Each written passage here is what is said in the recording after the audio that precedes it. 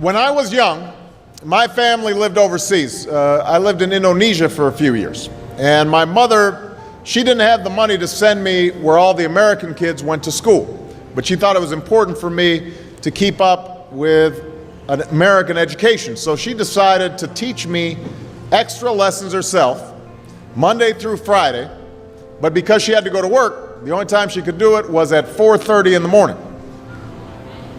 Now, as you might imagine, I wasn't too happy about getting up that early. And a lot of times I'd fall asleep right there at the kitchen table. But whenever I'd complain, my mother would just give me one of those looks and she'd say, "This is no picnic for me either, Buster." So I know that some of you are still adjusting to being back at school, but I'm here today because I have something important to discuss with you. I'm here because I want to talk with you about your education and what's expected of all of you in this new school year. Now, I've given a lot of speeches about education, and I've talked about responsibility a lot. I've talked about teachers' responsibility for inspiring students and pushing you to learn.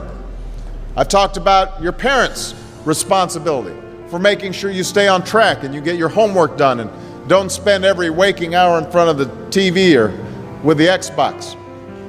I've talked a lot about your government's responsibility for setting high standards and supporting teachers and principals and turning around schools that aren't working, where students aren't getting the opportunities that they deserve. But at the end of the day, we can have the most dedicated teachers, the most supportive parents, the best schools in the world, and none of it will make a difference. None of it will matter unless all of you fulfill your responsibilities. Unless you show up to those schools, unless you pay attention to those teachers, unless you listen to your parents and grandparents and other adults and put in the hard work it takes to succeed. And that's what I want to focus on today. The responsibility each of you has for your education. I want to start with the responsibility you have to yourself. Every single one of you has something that you're good at. Every single one of you has something to offer. And you have a responsibility to yourself to discover what that is. That's the opportunity an education can provide. Maybe you could be a great writer, maybe even good enough to write a book or articles in a newspaper, but you might not know it until you write that English paper, that English class paper that's assigned to you. Maybe you could be an innovator or an inventor, maybe even good enough to come up with the next iPhone or the new medicine or vaccine, but you might not know it until you do your project for your science class. Maybe you could be a mayor or a senator or a Supreme Court justice, but you might not know that until you join student government or the debate team. And no matter what you want to do with your life, I guarantee that you'll need an education to do it. You want to be a doctor or a teacher or a police officer? You want to be a nurse or an architect, a lawyer or a member of our military? You're going to need a good education for every single one of those careers. You cannot drop out of school and just drop into a good job. You've got to train for it and work for it and learn for it. And this isn't just important for your own life and your own future. What you make of your education will decide nothing less than the future of this country.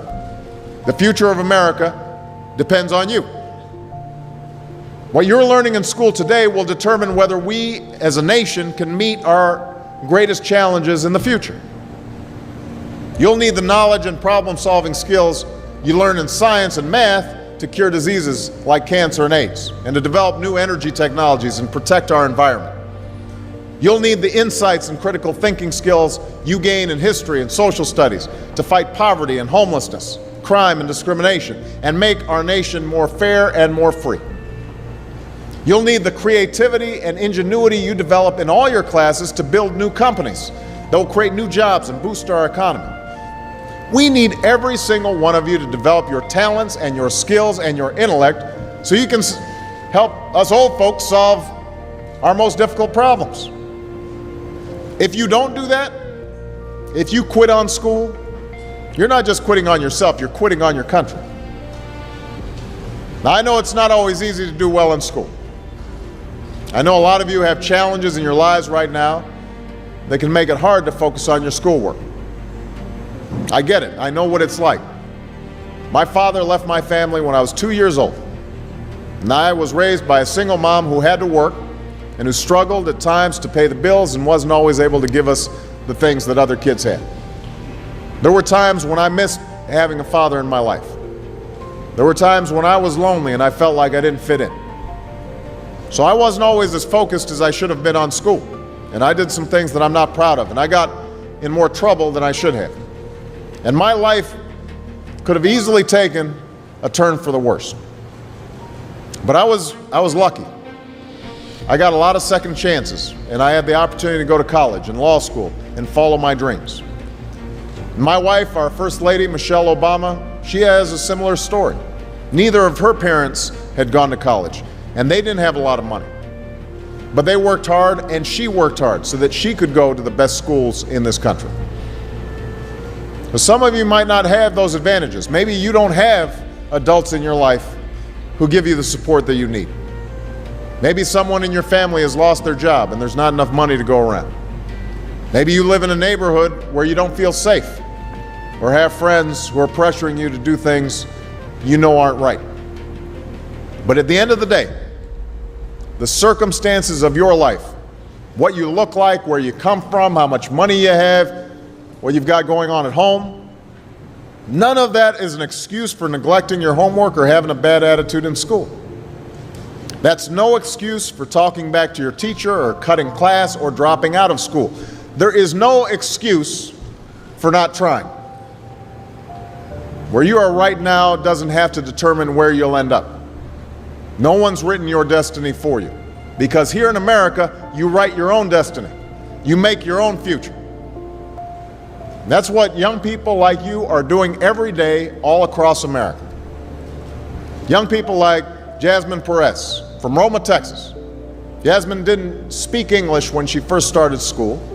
Neither of her parents had gone to college, but she worked hard, earned good grades, and got a scholarship to Brown University, is now in graduate school studying public health, on her way to becoming Dr.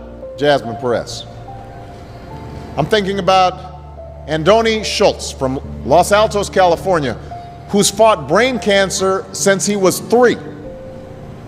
He's had to endure all sorts of treatments and surgeries, one of which affected his memory, so it took him much longer, hundreds of extra hours to do his schoolwork. But he never fell behind. He's headed to college this fall. And then there's Chantel Steve from my hometown of Chicago, Illinois.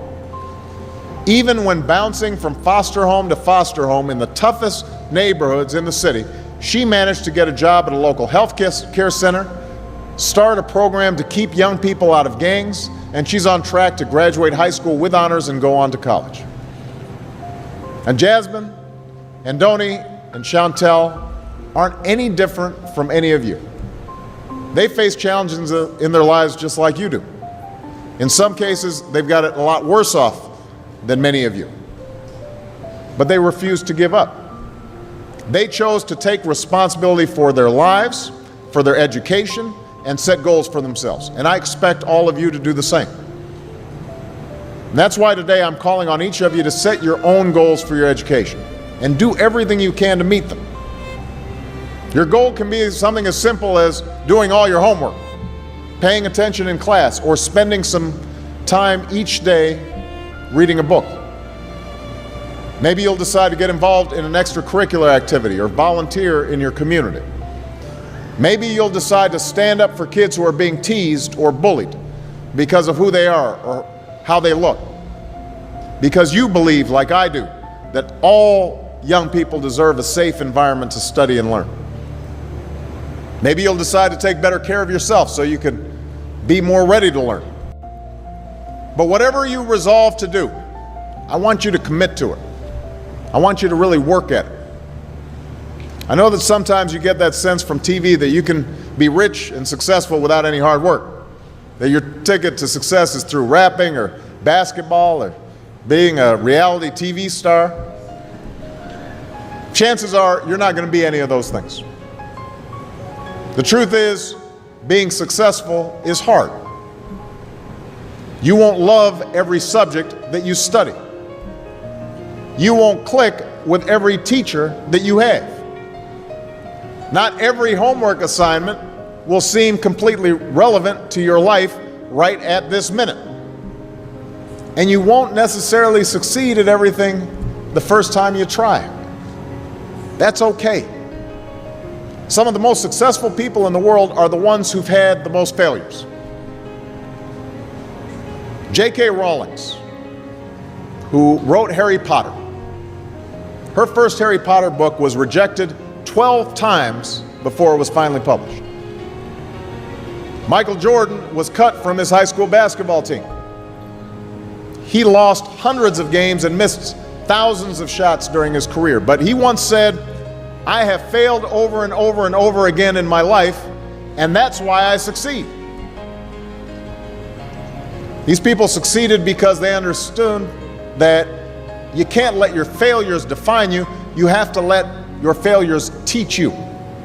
You have to let them show you what to do differently the next time. So if you get into trouble, that doesn't mean you're a troublemaker. It means you need to try harder to act right. If you get a bad grade, that doesn't mean you're stupid. It just means you need to spend more time studying. No one's born being good at all things. You become good at things through hard work. You're not a varsity athlete the first time you play a new sport. You don't hit every note the first time you sing a song. You've got to practice. The same principle applies to your schoolwork. You might have to do a math problem a few times before you get it right. You might have to read something a few times before you understand it. You definitely have to do a few drafts of a paper before it's good enough to hand in. Don't be afraid to ask questions. Don't be afraid to ask for help when you need it. I do that every day. Asking for help isn't a sign of weakness, it's a sign of strength, because it shows you have the courage to admit when you don't know something, and that then allows you to learn something new. So find an adult that you trust, a parent, a grandparent, or a teacher, a coach, or a counselor, and ask them to help you stay on track to meet your goals. And even when you're struggling, even when you're discouraged, and you feel like other people have given up on you, don't ever give up on yourself.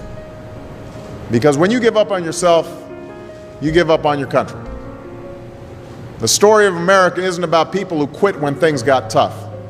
It's about people who kept going, who tried harder, who loved their country too much to do anything less than their best. It's the story of students who sat where you sit 250 years ago and went on to wage a revolution, and they founded this nation. Young people.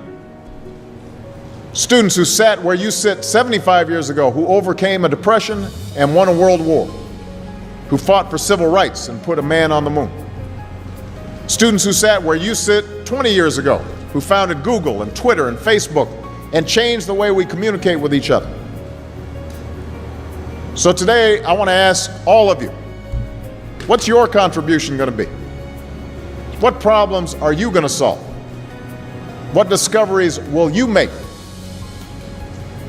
What will a president who comes here in 20 or 50 or 100 years say about what all of you did for this country? You know, your families, your teachers, and I are doing everything we can to make sure you have the education you need to answer these questions. I'm working hard to fix up your classrooms and get you the books and the equipment and the computers you need to learn. But you've got to do your part too.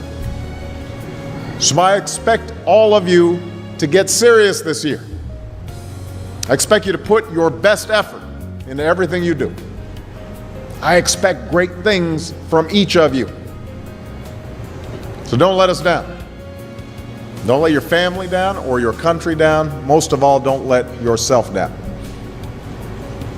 Make us all proud. Thank you very much, everybody. God bless you. God bless America. Thank you.